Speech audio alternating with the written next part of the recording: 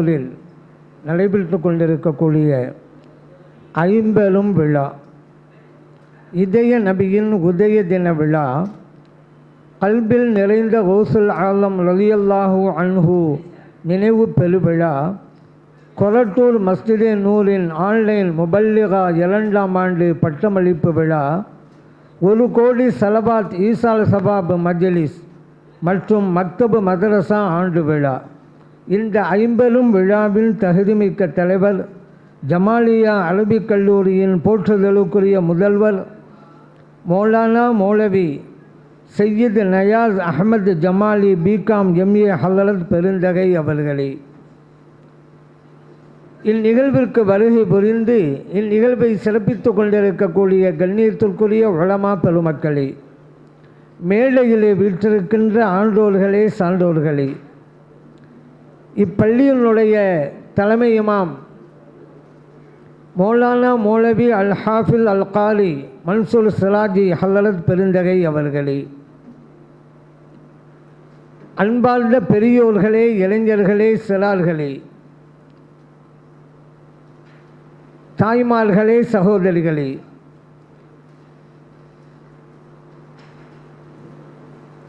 மதரசாவினுடைய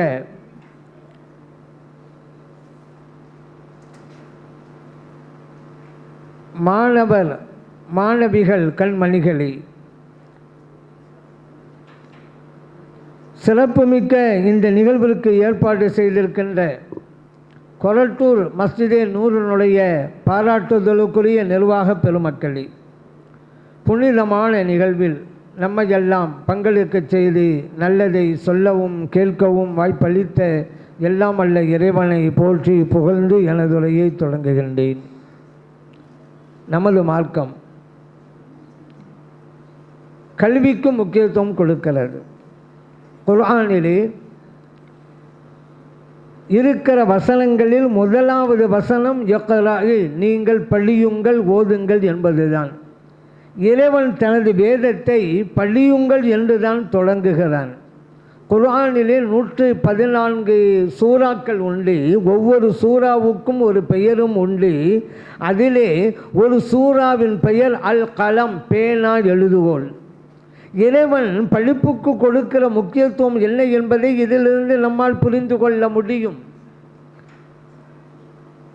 இன்னொன்று தெரியுமா, இறைவன் வேதத்தின் பெயரே குர்ஆன் என்று தானே வைத்தான், கிதாபு என்று தானே வைத்தான். குர்ஆன் என்றால் படிக்கப்பட வேண்டியது, கிதாப் என்றால் எழுதப்பட்டது. வேதத்தின் பெயரே எழுத்து, படிப்பு என்று தான் வைத்திருக்கிறான் என்றால் இந்த எழுத்தும் படிப்பும் எவ்வளவு முக்கியத்துவம் வாய்ந்தது என்பதை நம்மால் புரிந்து கொள்ள முடியும். எவ்வாறு மழை பூமிக்கு உயிர் கொடுக்கிறதோ அதுபோன்றுதான் கல்வி உள்ளத்திற்கு உயிர் கொடுக்கிறது. ஆகவே ஒவ்வொரு மனிதனும் உயிர் பெற்றவனாக வாழ வேண்டும் என்றால் கல்வி ஞானத்தை அவன் பெற்றிருக்க வேண்டும். கல்வி இருந்துட்டால் யாரும் எதிர்பார்க்க தேவையில்லைங்க. கற்க கசடர கற்பவை கற்றபில் நிற்க அதற்காக நீங்கள்லாம் கேள்விப்பட்டிருப்பீங்க. எந்த பிசமும் இல்லாமல் கற்கணும், அப்புறம் கற்றதும் பிரகாரம் அதன் பிரகாரம் நடக்கணும் என்பது தான் அதனுடைய கருத்து. அது ஒன்று கவனிச்சுங்களா, அதில் இருக்கக்கூடிய எழுத்துக்களில் ஒன்றில் கூட துணைக்கால் கிடையாது. இப்போ துணைக்கால் போட்டால் நீட்டு சொல்லுவோம்ல, கா தா அப்படின்னு சொல்லுவோம் அல்லவா, அப்படி ஒரு துணைக்காலே இல்லைங்க. கற்கவிலேருந்து ஆரம்பித்து அதற்கு தக முடிகிற வரைக்கும் ஏன் துணைக்கால் அதில் இல்லை? நம்ம யோசித்து பார்க்குறோம். கல்வி ஞானத்தை ஒரு மனிதன் பெற்றுவிட்டால் யாருடைய துணையும் இல்லாமல் வாழலாம் என்பதுதான் இது மூலம் புரிகிறது. ஆகவே தான் சொல்லுவாங்க, நீ பெற்ற பிள்ளை கூட உன்னை கைவிட்டு விடலாம், ஆனால் நீ கற்ற கல்வி உன்னை என்றைக்கும் கைவிடாது அப்படின்னு சொல்லுவாங்க. என்றைக்கும் துணை நிற்கும் அந்த கல்வி. இந்த பட்டம் பெறவிருக்கிற முபல்லிகாக்கள் அரபி லாங்குவேஜ் அதை படிச்சிருக்கிறாங்க. ஏற்கனவே அவங்களுக்கு தமிழ் தெரியும், அதே போல் ஆங்கிலம் தெரியும். சில மாணவிகளுக்கு உருதும் தெரியும். அதற்கும் மேலாக அரபி ஞானம் இந்த மதரசாவிலே அவர்களுக்கு கற்றுக் கொடுக்கப்பட்டிருக்கிறது. ஒரு அறிஞன் சொன்னான், 2 மொழிகள் தெரிந்தவன் 2 மனிதனுக்கு சமம், 3 மொழிகள் தெரிந்தவன் 3 மனிதனுக்கு சமம், 4 மொழிகள் தெரிந்தவன் 4 மனிதர்களுக்கு சமம். அப்படியானால் இந்த முபல்லிகாக்கள் 2 மொழிகள் 3 மொழிகள் பெற்றிருக்கிறார்கள் என்றால் பல மனிதர்களுக்கு சமமானவர்களாக இருக்கிறார்கள். கல்வி ஞானத்தை பெறணுங்க. அதுவும் பல மொழிகள் தெரிவதே மிகப்பெரிய ஞானம் தான். மொழி தெரிஞ்சால் தானே நம்ம தமிழ்நாட்டை விட்டு வெளியே போனாலும் கூட, அல்லது நம்ம வெளிநாடுகளுக்கு போகிறோன்னு வச்சுக்கிறோங்க, இந்தியா விட்டு வெளியே போகிறோம், அப்போவும் பல மொழிகள் தெரியணும். இன்னும் சொல்ல போனால் தமிழ்நாட்டுக்குள்ளே இருக்கும் பொழுதே பல மொழிகள் தெரியணுங்க. அப்போ தாங்க மற்றவங்க பேச நம்மால் புரிந்து கொள்ள முடியும். ஒரு ஆள் இன்னொரு ஆள்கிட்ட கேட்டால், எங்கள் இந்த மெடிக்கல் எங்கே இருக்குது அப்படின்னு கேட்டார், மருந்து வாங்குறதுக்கு. அந்த ஆள் சொன்னார், ஈரோடு போய் திருச்சி போ அப்படின்ட்டாரு. இவர் என்னடா இது, நம்ம மெடிக்கல் மெடிக்கலுக்கு தானே போகணுன்னு வழி கேட்டோம், இந்த ஆள் என்ன ஈரோட்டுக்கு போக சொல்லலாம், திருச்சிக்கு போக சொல்லலாம், என்ன விஷயம் அப்படின்னு யோசித்தார். வேற ஒன்றும் இல்லை, இவர் யார்கிட்ட போய் கேட்டாலும் அவர் மலையாளி, அவர் மலையாளம் பேசுகிறவர், அவர் மலையாளத்தில் பேச சொல்லிவிட்டார். ஈரோடு போய் அப்படின்னா இந்த ரோடு போய் திருச்சி போ, திரும்பி போன்னு அர்த்தம். இந்த வழியாக போய் திரும்பி போன்னு அவர் மலையாளத்தை சொன்னார். இவருக்கு மலையாளம் தெரியாதனால இவர் இந்த மாதிரி மாட்டிக்கிட்டார். ஒரு மொழி தெரிய வேணும் அல்லவா, இல்லைன்னாக்கா சிக்கல் தானங்க ஏற்படும். இப்படி பல வகையில் நம்ம பார்க்கணும். ஒரு மொழி கட்டாயம் தெரிந்திருக்க வேண்டும் என்பதற்கு பல விஷயம் பார்க்குறோம். ஒரு பேஷண்ட்டு டாக்டர்கிட்ட போனார். டாக்டர் சொன்னார், உங்கள் தொண்டையில் கட்டி இருக்குது, அதனால் மண்டையில் ஆப்ரேஷன் பண்ணுவோம் அப்படின்றாரு. இந்த ஆள் சொன்னார், டாக்டர் நீங்கள் தொண்டையில் தானே கட்டியிருந்தீங்க, ஏன் மண்டையில் ஆப்ரேஷன் பண்ண போகிறீங்க? இல்லைப்பா, திங்கக்கிழமை பண்ணலான்னு சொன்னேன் அப்படின்னு சொன்னார். அப்போது அவருக்கு இங்கிலீஷில் சொல்கிறாரு. எல்லாருக்கும் இங்கிலீஷ் வழங்குமா? பல லாங்குவேஜை தெரிந்திருக்க வேண்டும். நம்ம தமிழ்நாட்டில் இருக்கும் பொழுதே அப்படின்னா நம்ம மாநிலத்தை தாண்டி போகிறோம், இந்தியாவை தாண்டி போகிறோம்னு சொன்னால் பல மொழிகள் தெரிய வேண்டும் என்பதை இதன் மூலம் புரிஞ்சுக்கொள்ளும். இந்த முபல்லிகாக்கள் அரபி மொழியை பயின்றார்கள் என்பது மட்டுமல்ல, அந்த அரபி மொழியில்தான் குர்ஆன் இறங்கியது. அந்த குர்ஆனையும் அவர்கள் படித்து கொண்டார்கள். அந்த அரபி மொழியில்தான் நம் உயிரிலும் மேலான கண்மணி நாயகம் ஸல்லல்லாஹு அலைஹி வஸல்லம் அவர்கள் பேசினார்கள். அந்த ஹதீஸையும் இவர்கள் கற்றுக்கொண்டார்கள். ஆகவே இந்த முபல்லிகாக்கள் கொடுத்து வைத்தவர்கள் தான். காரணம் என்ன? குர்ஆனுடைய ஞானம், ஹதீஸுடைய ஞானம், மார்க்க சட்டத்துடைய ஞானம், இதையெல்லாம் இவர்கள் தெரிந்திருக்கிற வாய்ப்பு இவர்களுக்கு கிடைத்திருக்கிறது என்றால் இவர்கள் கொடுப்பினை பெற்றவர்கள் தான். இவர்கள் மட்டுமல்ல, இவர்களை பெற்றவர்களும் கூட கொடுப்பினையை பெற்றவர்கள் தான். இப்படிப்பட்ட பிள்ளைகள் அவங்களுக்கு கிடைச்சிருக்காங்களே. அதனால தான் சொல்லுவாங்க, பிள்ளை பெற்றால் என்ன பலன், பிள்ளை பேரெடுத்தால் பெற்ற பலன் அப்படிம்பாங்க. அந்த வகையிலே இந்த முபல்லிகாக்களுடைய பெற்றோர்கள் பேரெடுத்திருக்கிறார்கள், பெற்ற பலனை அடைந்திருக்கிறார்கள் என்பதை இதன் மூலம் நாம் அறிந்து கொள்கிறோம். இந்த முபல்லிகாக்கள் சில விஷயங்களை மக்களுக்கு சொல்லணும். தான் படித்ததெல்லாம் மக்களுக்கு சொல்லணும் அல்லவா, அந்த கடமை அவர்களுக்கு இருக்கிறது. எப்படி சொல்கிறது? அல்லாஹ் குர்ஆனில் சொல்லலாம், வகூலா லஹு கௌலன் லய்யினா, நீங்கள் மென்மையான முறையிலே சத்தியத்தை எடுத்து சொல்லுங்கள். ஆகவே இந்த முபல்லிகாக்களும் மக்களுக்கு சத்தியத்தை எடுத்து கூறுகிற கடமை உள்ளவர்களாக இருக்கிறார்கள். அதை மென்மையான முறையிலே சொல்ல வேண்டும். அடுத்து மேலும் இன்னொரு வழிமுறையும் இறைவன் சொல்லித் தருகிறான். உதுஉ இலா சபீலி ரப்பிக பில் ஹிக்மதி வல் மௌஇலத்தில் ஹஸனா. நபி அவர்களே, மக்களை உங்களுடைய ரப்பினுடைய பாதையின் பக்கம் அழையுங்கள், ஞானத்தை கொண்டும் அழகிய அறிவுரையை கொண்டும் என்று சொல்லுகிறான். அதனால் முபல்லிகாக்கள் இதை ஃபாலோ பண்ணணும். மக்களுக்கு தான் நினைத்ததையெல்லாம் சொல்லிவிட வேண்டும் என்பதல்ல, எதை எப்போது சொல்ல வேண்டுமோ அதை உரிய முறையிலே எடுத்து சொல்ல வேண்டும். காரணம், ஒரு வார்த்தை வெல்லும், இன்னொரு வார்த்தை கொள்ளும் என்பார்கள். ஆகவே முபல்லிகாக்களே, நீங்கள் அறிவுரை வழங்குகின்ற போது உங்களுடைய வார்த்தைகள் மற்றவர்களுடைய உள்ளங்களை வெல்ல வேண்டுமே தவிர யாருடைய உணர்வுகளையும் கொண்டுவிடக்கூடாது. அதே போன்று சொல்லுவார்கள், ஒரு வார்த்தை பண்படுத்தும் அல்லது புண்படுத்தும். நீங்கள் பேசுகின்ற போது உங்களுடைய வார்த்தைகள் மற்றவர்களை பண்படுத்த வேண்டுமே தவிர யாருடைய உள்ளங்களையும் புண்படுத்த வேண்டாம். அந்த வகையிலே நீங்கள் அறிவுரைகளை மக்களுக்கு மத்தியிலே வழங்குங்கள். எத்தனையோ நல்ல வார்த்தைகள் இருக்கின்ற போது தீய வார்த்தைகளை நாமே உபயோகிக்கணும். இனிய உளவாக இன்னாத கூறல் கனி இருப்ப காய் கவர்ந்தற்று அப்படின்னு சொல்லுவாங்கல்ல. அதாவது நல்ல வார்த்தைகள்லாம் இருக்கும் பொழுது அதை விட்டுவிட்டு தீய வார்த்தைகளை ஒருத்தன் பேசினா கனி இருக்கும்போது அதை சாப்பிடாம காயை சாப்பிட்டதுக்கு சமம். அழகான கனிகள் உண்டு, அழகான பழ வர்க்கங்கள் உண்டு, அதை திங்க வேண்டியதானே. அப்படி இருக்கும்போது ஏப்பா காயை இழுத்து சாப்பிட்ற? அந்த மாதிரி தான் அழகிய வார்த்தைகள் இருக்கும்போது நீங்கள் தகாத வார்த்தைகளை கொண்டு அறிவுரை வழங்குவதற்கு முற்பட வேண்டாம் என்பதுதான். அதே போல சொல்லுவதற்கு சில வார்த்தைகள் இருக்கும். ஒரு வார்த்தைக்கு பல அர்த்தமும் இருக்கும். எந்த இடத்துக்கு எந்த வார்த்தையை நீங்கள் யூஸ் பண்ணுறீங்களோ அந்த வகையில் தெளிவாக அவர்கள் அவர்கள் புரிகின்ற மாதிரி நீங்கள் சொல்லணும். அது ரொம்ப அவசியமான ஒன்று. காரணம், ஒரு தமிழில் கூட எடுத்துக்கிறீங்களேன், ஒரு வார்த்தை டாக்டரு பேசன்னு சொன்னார், இந்தாங்க உங்களுடைய வியாதி போகணும்னு சொன்னால் டெய்லி நடக்கணும் அப்படின்றாரு. பேஷண்ட்டு கேட்டார், டாக்டர் நடக்கிற மாதிரி ஏதாவது சொல்லுங்கள் டாக்டர் அப்படின்றாரு. இவர் சொன்னார், நான் சொல்கிற மாதிரி நீ நடக்கலை, உனக்கு காரியம்தான் இனி நடக்கும் அப்படின்ட்டாரு.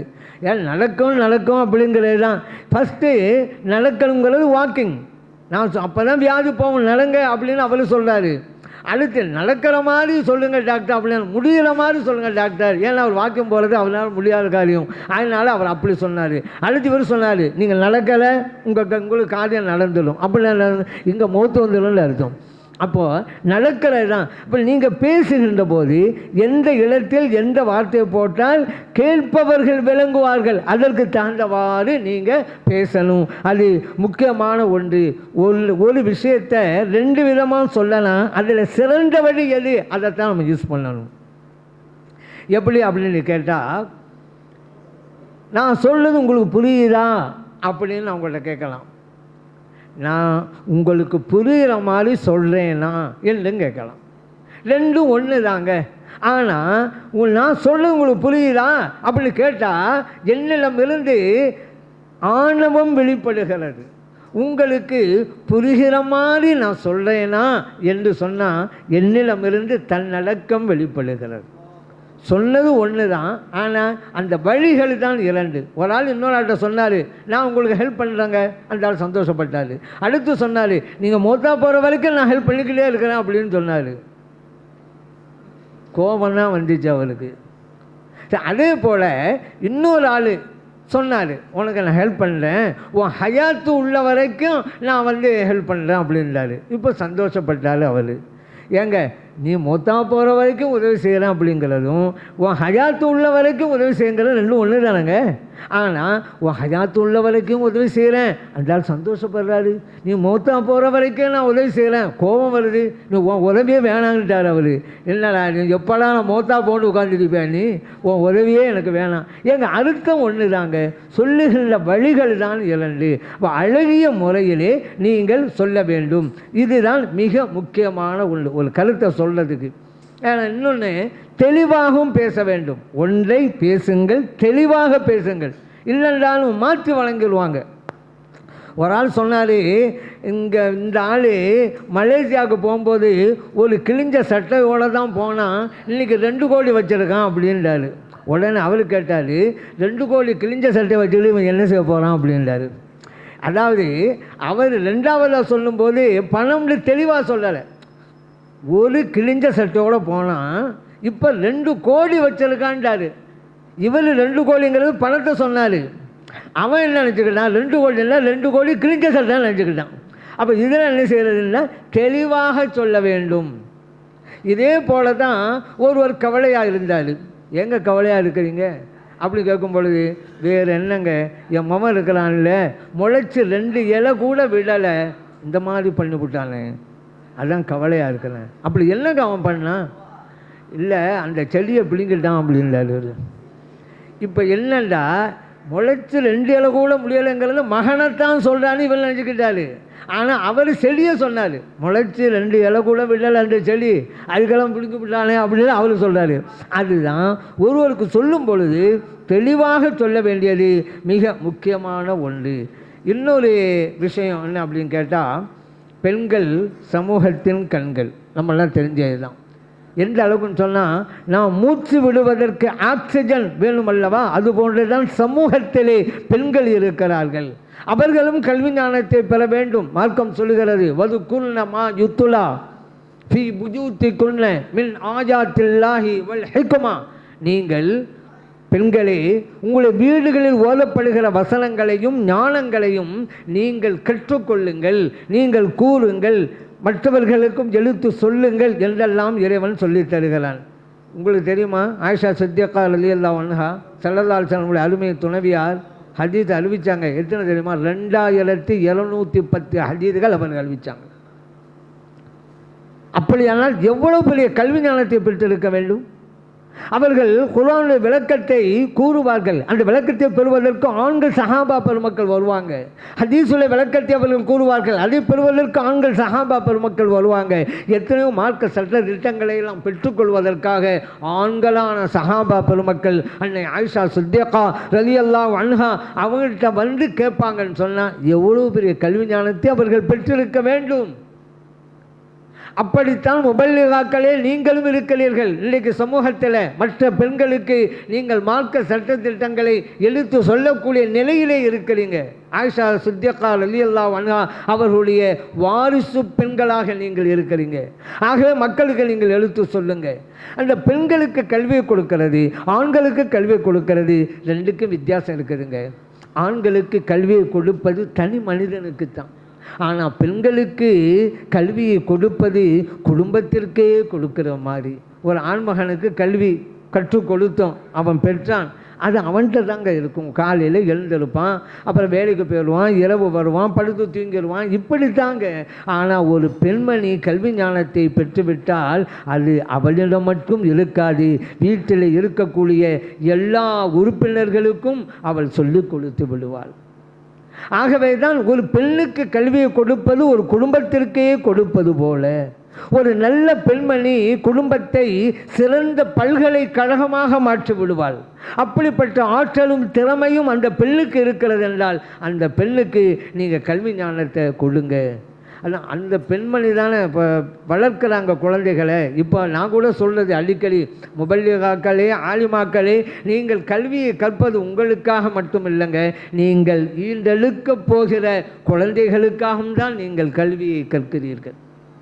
காரணம், நீங்கள் கல்வியை கற்கும்போது தான் குழந்தை வளர்ப்பு எப்படிங்கிறது உங்களுக்கு தெரியும். அது தெரிஞ்சால் தானே உரிய முறையில் நீங்கள் குழந்தைகளை வளர்க்க முடியும். ஆகவே தான் அதை தெரிந்திருக்க வேண்டும் என்பது. தாயின் மடிதான் குழந்தையின் முதல் பள்ளிக்கூடம், தாயின் கருவறை தான் குழந்தையின் முதல் வகுப்பறை. ஆகவே தான் அந்த தாய் கல்வியை பெற்றிருக்க வேண்டும். இந்த உலகத்தில் பெரும்பெரும் இமாம்களையெல்லாம் நாம் பார்த்தோம் அல்லவா, அவர்கள் எப்படி உருவாக்கினார்கள் பாருங்கள். இன்றைக்கி தாய்மார்கள் பிள்ளைகளையெல்லாம் நல்ல விதமாக உருவாக்க வேண்டும் என்று நினைக்கிறாங்க, ஆனால் முடியலை. ஏன்? அதை தடுக்கக்கூடிய அளவிற்கு அந்த வீடுகளில் மெயினாக டிவி இருக்குது, பிள்ளைகள் படிக்கிறதில்லை. அதே போல் செல்ஃபோனும் வந்துடுச்சு.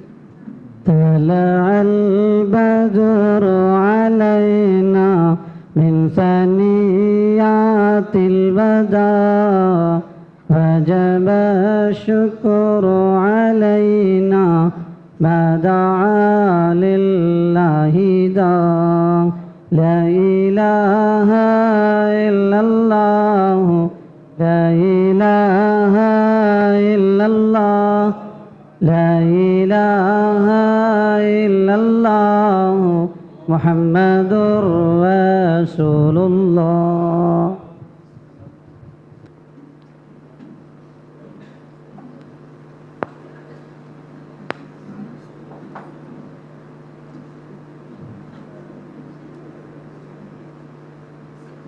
பெண்களுக்கு கல்வி அவசியம். அதற்கு ஒரு உதாரணம் சொல்லுவாங்க. எப்படின்னு கேட்டால், சுவாச பைக்கு காற்று அவசியம், வாழும் மீன்களுக்கு தண்ணீர் அவசியம், கண்களுக்கு ஒளி அவசியம், பெண்களுக்கு கல்வி அவசியம். அந்த பெண்கள் கல்வியை பெற்றால்தான் பிள்ளைகளை சிறந்தவர்களாக உருவாக்க முடியும், தலைவர்களாக உருவாக்க முடியும். அப்படி உருவாக்கி காட்டியிருக்கிறார்கள் நமது முன்னோடிகளான பெண்மணிகள் எல்லாம். காரணம், உதாரணத்திற்கு சொல்ல வேண்டுமானால் இமாம் ஷாஃபிஈ ரஹ்மத்துல்லாஹி அலைஹி அவர்கள் உலகமே வியக்கின்ற அளவிற்கு சட்ட மேதையாக திகழ்ந்து கொண்டிருக்கிறார்கள். அவர்களை உருவாக்கியது அவர்கள் ஈண்டெடுத்த அருமை தாயார் தான். குர்ஆனுக்கு அடுத்து முதலாவதாக இருக்கக்கூடிய சிறந்த நூல் என்கின்ற பெருமை புகாரி ஷரீஃபிற்கு உண்டு. அந்த நூலை கொடுத்த இமாம் புகாரி ரஹ்மத்துல்லாஹி அலைஹி அவர்களை இந்த சமூகத்திற்கு வழங்கியது அவர்களை ஈண்டெடுத்த தாயார் தான். இப்படி ஒவ்வொருவராக எடுத்துக்கொள்ளுங்களே. மெய்நிலை கண்ட ஞானி முஹ்யித்தீன் அப்துல் காதிர் ஜெயிலானி ரலியல்லாஹு அன்ஹு அவர்கள் இன்றைக்கு உலகமே அவர்களை போற்றுகிறது, பாராட்டுகிறது என்றால் அந்த உயர்ந்த நிலைக்கு அவர்கள் வந்ததற்கு காரணம் அவர்களை ஈண்டெடுத்த அருமை தாயார் தான். அப்படியானால் கல்வி ஞானம் இருந்தால் பிள்ளைகளை சிறந்தவர்களாக உருவாக்கி காட்ட முடியும். ஆகவேதான் முபல்லிகாக்கள் கல்வி ஞானத்தை பெற்றிருக்கிறார்கள். அவர்களுக்காக மட்டுமல்ல, அவர்கள் ஈண்டெடுக்கப் போகிற குழந்தைகளுக்காகவும் தான் அவர்கள் பெற்றிருக்கிறார்கள், அல்லது ஈண்டெடுத்திருக்கிற பிள்ளைகளுக்காகத்தான் அவர்கள் பெற்றிருக்கிறார்கள். ஆனால் இதுக்கெல்லாம் தடையாக இருப்பது ஒவ்வொரு வீட்டில் இருக்கக்கூடிய டிவி தானங்க. பாப்பா அம்மாவும் சொல்கிறாங்க, நீ பார்க்காதப்பா, படி, நீ குர்ஆன் எழுத்து ஓதி மனப்பாடம் பண்ணு என்று சொன்னால் எந்த பிள்ளைகள்ங்க இப்போ இந்த காலத்தில் கேட்குறாங்க? அதனால் ஒரு ஆள் என்ன தெரியுமா செஞ்சாரு, டிவியே வாங்கலைங்க வீட்டுக்கு. டிவியே இல்லை அவர் வீட்டில். அவர் நண்பர் போனார் வீட்டுக்கு, டிவியே காணாம். கேட்டார், என்னங்க டிவியெல்லாம் இல்லையே, என்ன விஷயம்? நான் வாங்கலை அப்படின்றாரு. ஏங்க வாங்கலை? பசங்க அதை பார்த்துட்டு இருந்தால் படிப்பு கெட்டு போயிடும்ல, அதனால தான் நான் வாங்கலை. சரிங்க, இப்போ அந்த பசங்கள்லாம் இப்போ எங்கே? பக்கத்து வீட்டில் டிவி பார்த்துட்டு இருக்காங்க அப்படிங்கிறாரு. அதுக்கு வேலை வாங்கியிருக்கலாம் போல தெரியுது. அப்போ இந்த மாதிரி இது இல்லாமல் இருக்க முடியாது அப்படிங்கிற சூழ்நிலை உருவாகி போச்சு. அடுத்ததாக இந்த செல்ஃபோன் விஷயம், அதுவும் கூட அந்த மாதிரி தான் ஆகிப்போச்சு. இப்போ செல்ஃபோன் இல்லாமல் இருக்க முடியல. பெரியவர்களிலே இருந்து சிறியவர்களுக்கும் எல்லா கையிலும் செல்ஃபோன் இருக்கிறது. ஒரு வீட்டில் 4 பேர் இருந்தால் 4 பேர் கையிலையும் செல்ஃபோன் இருக்குது. பாப்பா கையில், மகள் கையில், மகன் கையில் ஃபோன் வருது பாப்பாவுக்கு, அவர் விடுவிடுன்னு வெளியே ஓடுறாரு.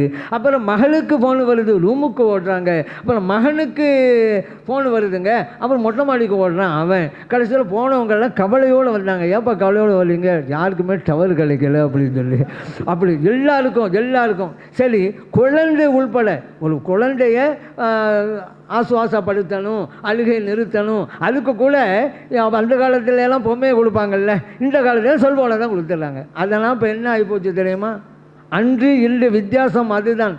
அன்று நம் பிள்ளைகள் நம் சொல்லுக்கு அடிமையாக இருந்தார்கள், இன்று நம் பிள்ளைகள் செல்லுக்கு அடிமையாக இருக்கிறார்கள். நம் சொல்பள்ளிகள் நடக்கிறதில்லை. கொடுத்த கடனை கூட திரும்ப வாங்கிடலாம் போல தெரியுது, குழந்தை கையில் கொடுத்த செல்போனை வாங்கவே முடியலை. அந்த மாதிரி ஆகிப்போச்சு. எல்லார் கையிலையும் அப்படி இருந்ததுங்க. அந்த அன்று இன்று எவ்வளவோ மாற்றங்கள் இந்த செல்போன்னாலேயே. படிப்பு போச்சு, அவன் நல்ல ஒழுக்கம் போச்சு, நல்ல பண்பு போச்சு, எல்லாம் போச்சுன்னு தான் இருக்கு செல்போனால். இப்படி இருக்கும்போது இந்த சமூகத்தை மாற்றி அமைக்க வேண்டியது இந்த முபல்லிகாக்களுடைய கடமையாக இருக்கிறது. கைபேசி வந்ததுனால என்ன மாற்றம், அதை நம்ம தெரிஞ்சு கொள்வோமா? அன்று காலை எழுந்தவுடன் பல்லை தேய்த்தார்கள், இன்று காலை எழுந்தவுடன் செல்லை தேய்க்கிறார்கள். அன்று வீட்டில் குக் பண்ணி சாப்பிட்டாங்க, இன்றைக்கி ஹோட்டலில் புக் பண்ணி சாப்பிட்றாங்க. அப்படி அது ஒரு ஃபேஷன் ஆகிப்போச்சு. அது ஞாபகம் எல்லாம் அப்படி தான், வீட்டில் சமைக்கிறதே இல்லை அப்படிங்கிற அளவுக்கு ஆகிப்போச்சுங்க இந்த இது. அன்றைக்கெல்லாம் கை வீசி நடந்தார்கள், இன்றைக்கு கை பேசியுடன் நடக்கிறார்கள். அப்படி ஒரு மாற்றம் வந்து போச்சு. இன்னொன்று, அப்போலாம் சொல்லுவாங்க, என்னப்பா ஊருக்கு வந்துட்டு என்னை பார்க்காம போயிட்ட அப்படின்ட்டு. இன்றைக்கி எப்படி தெரியுமா? என்னப்பா ஃபேஸ்புக்கில் வந்துட்டு லைக் போடாமல் போயிட்ட. அப்போ எல்லாம் அன்று முல்லை முள்ளால் எடுத்தார்கள், இன்று செல்லை செல்லால் எடுக்கிறார்கள். ஒரு வீட்டில் 2 செல்லு இருக்கும் வச்சுக்கிறோங்க, 2 3 இருக்குங்க. ஒரு செல்லை ஒரு இடத்துல வச்சுருப்பாங்க, எங்கே வச்சோன்னு தெரியாது. அதுக்கு இன்னொரு செல்லேருந்து ஃபோன் போடுவாங்க, அது லிங்கானவங்கள அங்கே தான் இருக்குது அப்படின்னு கண்டுபிடிச்சிடுவாங்க. செல்லை செல்லால் எடுக்கிறாங்களாம். ஆனால் அதுக்கு சார்ஜ் இருக்கணும், எல்லாரும் முடியாது. இல்லாட்டி என்னத்தை அடித்தாலும் முடியாது, காலம் போனால் கஷ்டப்பட்டு தான் தேடி எடுக்கணும், அது ஒரு விஷயம். இப்படி இந்த செல்போனால் சமூகம் பாதிக்கப்பட்டிருக்கிறது, குடும்பமும் பாதிக்கப்பட்டிருக்கிறது. இதை மாற்ற வேண்டிய கடமை அந்த முபல்லிகாக்களுக்கு உண்டு. அந்த முபல்லிகாக்கள் கல்வியை கற்றிருக்கிறார்கள், கற்றபடி அமல் செய்ய வேண்டிய கடமை அவர்களுக்கு இருக்கிறது. காரணம், அவர்கள் சாதனை பெண்களாக இருக்கிறார்கள். சாமானிய பெண்கள் அல்ல, சாதனை பெண்கள், மற்றவர்களுக்கு முன்மாதிரி. இவர்களை பார்த்து மற்றவர்கள் இப்படித்தான் நடந்து கொள்ள வேண்டும் என்கின்ற பாடங்களை பெற வேண்டும். அந்த அளவிற்கு முபல்லிகாக்கள் தங்களுடைய வாழ்க்கையை அமைத்து கொள்ள வேண்டும். நல்லவற்றை வார்த்தைகளாக சொல்ல வேண்டும், அவற்றையே வாழ்க்கையாகவும் கொள்ள வேண்டும். அப்படிப்பட்ட கடமை இந்த முபல்லிகாக்களுக்கு உண்டு என்பதை இந்த நேரத்திலே நான் நினைவுபடுத்த விரும்புகிறேன். எவ்வளவுதான் கல்வி ஞானம் பெற்றாலும் அதை வாழ்க்கையிலே அமுல்படுத்தவில்லையானால் நாம் கல்வியை பற்றி என்ன பலன் இருக்கிறது என்பதுதான். ஒரு மரம் இருக்கிறது, ஆனால் அதிலே கனி இல்லை என்று வச்சுக்கொள்ளுங்க, பழம் இல்லை, என்ன பழம்? அதனால் அமல் இல்லாத கல்வி என்பது கனி இல்லாத மரத்தை போலதான். அதுபோன்றுதான் உயிர் இல்லாத உடலை போன்றுதான். அதே போல ஒளி இல்லாத நிலவை போல, மனமில்லாத மலரை போல. இதெல்லாம் எப்படியோ அப்படித்தான் அமல் இல்லாத கல்வியும். ஆகவே இந்த முபல்லிகாக்கள் தங்களுடைய வாழ்க்கையிலே கொண்டு வர வேண்டும் அந்த நடைமுறையை. எதை கற்றார்களோ அதை நடைமுறை வாழ்க்கையிலே எடுத்து நடைமுறைப்படுத்தி மற்றவர்களுக்கு பாடமாக படிப்பினையாக அமைய வேண்டும். அந்த கடமை இருக்கிறது. நான் ஏற்கனவே சொன்னேன் அல்லவா, இந்த பிள்ளைகளை தலைவர்களாக உருவாக்குவது என்பது அது உங்களுடைய பொறுப்பாக இருக்கிறது. இந்த காலத்தில் அந்த பிள்ளைகள்லாம் ரொம்ப திறமையானவங்களாக தான் இருக்கிறாங்க. அதனால தான் நான் அடிக்கடி சொல்வது, உங்கள் குழந்தைகளை மதரசாவுக்கு அனுப்பி வைங்க. அந்த காலத்து பிள்ளை மாதிரி அப்போ இருக்கிறாங்க, எவ்வளவு உஷாராக இருக்கிறாங்க, கல்வி ஞானம் உள்ளவங்களாக இருக்கிறாங்க. அந்த பிள்ளைகளுக்கு கல்வி ஞானத்தை கொடுப்பது நம்முடைய கடமை அல்லவா? காரணம், இறைவன் குர்ஆனிலே சொன்னான், யா அய்யுஹல்லதீன ஆமனு கூ அன்ஃபுஸக்கும் வ அஹ்லீக்கும் நாரா. யா இறை நம்பிக்கையாளர்களே, நீங்கள் உங்களையும் நரக நெருப்பிலிருந்து பாதுகாத்து கொள்ளுங்கள், உங்கள் குடும்பத்தினரையும் பாதுகாத்து கொள்ளுங்கள். ஆகவே பெற்றோர்களே, உங்களுக்கு நான் கூறுகிறேன், உங்களுடைய பிள்ளைகளை நீங்கள் நரகத்திலிருந்து பாதுகாக்க வேண்டும் என்று விரும்பினால் நீங்கள் மதரசாக்களுக்கு அனுப்பி வையுங்கள். அதன் மூலம் இறைவன் சொன்னதை உங்களால் அமுல்படுத்த முடியும், இல்லையானால் முடியாது. பிள்ளைகள் பெறுவதற்கு தயாராக இருக்கிறார்கள், நாம் தான் கொடுப்பதில்லை. அந்த காலத்து பிள்ளைகளுக்கும் இந்த காலத்து பிள்ளைகளுக்கும் எவ்வளோ வித்தியாசம் தெரியுமா? பள்ளிக்கூடத்துக்கு தான் கூட்டிகிட்டு போகிறாரு தாத்தா அந்த பையனை. அப்போ அவர் சொல்கிறாரு, டே அந்த பேக்கை கொண்டாலாம், நான் எடுத்துக்கிட்டு வரேன். அவன் சொன்னான், வேணாம் தாத்தா, நானே எடுத்துக்கிட்டு வரேன். அப்போ அந்த தாத்தா சொன்னார், அந்த லஞ்ச் பாக்ஸ் இருக்குதுல்ல, சாப்பாட்டு பாக்ஸ், அதையாவது தாளா, நான் அதை எடுத்துக்கிட்டு வரேன் அப்படி.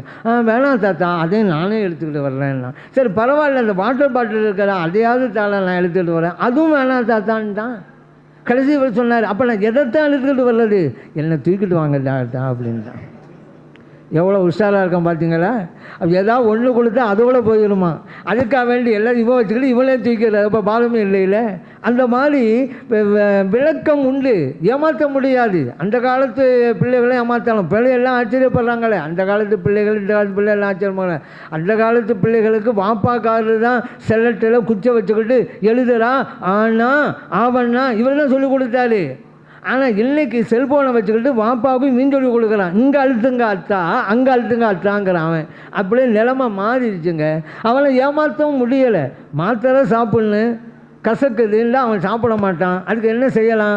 ஒரு ஐடியா பண்ணார் வாப்பாக்காரவங்க. அதனால் அந்த மாத்திரையை வாழைப்பழத்துக்குள்ளே வச்சுட்டு வாழைப்பழத்தை சாப்பிட்றான் அப்படின்றவன் அவனும் சாப்பிட்டான். இவர் கேட்டார், வாழைப்பழம் சாப்பிட்டியா? அவன் சொன்னான், வாழைப்பழம் சாப்பிட்டான் வாப்பா, உள்ளே ஒரு கொட்டை இருந்துச்சு, துப்பிட வாப்பா அப்படின்ட்டான். ஏமாற்ற முடிஞ்சா? முடியாது. ஏன் அந்த அளவுக்கு உஷாராக இருக்கிறான்ல பையன். அப்போ நான் என்ன சொல்கிறேன், உங்களுக்கு இந்த காலத்து பிள்ளைகள் இவ்வளவு விவரமாக இருக்கிறாங்கல்ல, அவர்களுக்கு ஏன் நீங்கள் குர்ஆனுடைய ஞானத்தை கொடுக்கக்கூடாது? அவர்களுக்கு ஏன் ஹதீஸுடைய ஞானத்தை கொடுக்கக்கூடாது? அவன் எதை பெற வேண்டும் என்று துடிக்கிறானோ அதுக்கு மாற்றாக நல்லவற்றை கொடுத்து விடுங்கள். அதற்கு கொடுப்பதற்குத்தான் ஒரு வழிமுறை இந்த முபல்லிகாக்களை உருவாக்குவது. இந்த முபல்லிகாக்கள் வந்துட்டால் பிள்ளைகளை மதரசாவுக்கு அனுப்பி வைக்கிறது ஒன்று, அவங்களுடைய வீடே ஒரு மதரசா. அவர்களே ஒரு உஸ்தாத், அவர்களே ஒரு முஅல்லிமா, ஏன் அவங்களே சொல்லிக் கொடுப்பாங்கல்ல. அப்படிப்பட்ட சிறப்பு இருக்கிறது. இன்னொன்று, முபல்லிகாக்களே, உங்களுக்கு அடிப்படை கல்வி ஞானத்தை தான் இங்கே கொடுத்திருக்கிறார்கள். நீங்கள் கல்வி ஞானத்தை முழுமை பெற்றுவிட்டீர்கள் என்பதற்காக இந்த சான்றிதழ் அல்ல, இந்த பட்டம் அல்ல. மேலும் மேலும் கல்வியை உருவாக்கி கொள்வதற்குண்டான தகுதியை பெற்றிருக்கிறீர்கள், அதற்குண்டான சான்றிதழ் தான். உங்களிடம் ஒரு விளக்கை தந்திருக்கிறாங்க, இதை வச்சு நீங்கள் 1000 விளக்குகளை நீங்கள் தான் ஏற்ற வேண்டும். இதன் மூலம் நீங்கள் தான் கல்வி ஞானத்தை நீங்கள் பயின்று கொள்ள வேண்டும், பெற்றுக்கொள்ள வேண்டும். அதற்கு என்ன செய்கிறது? முயற்சி பண்ணுங்க. முயற்சி மட்டும் பத்தாதுங்க, பயிற்சியும் செய்யுங்க.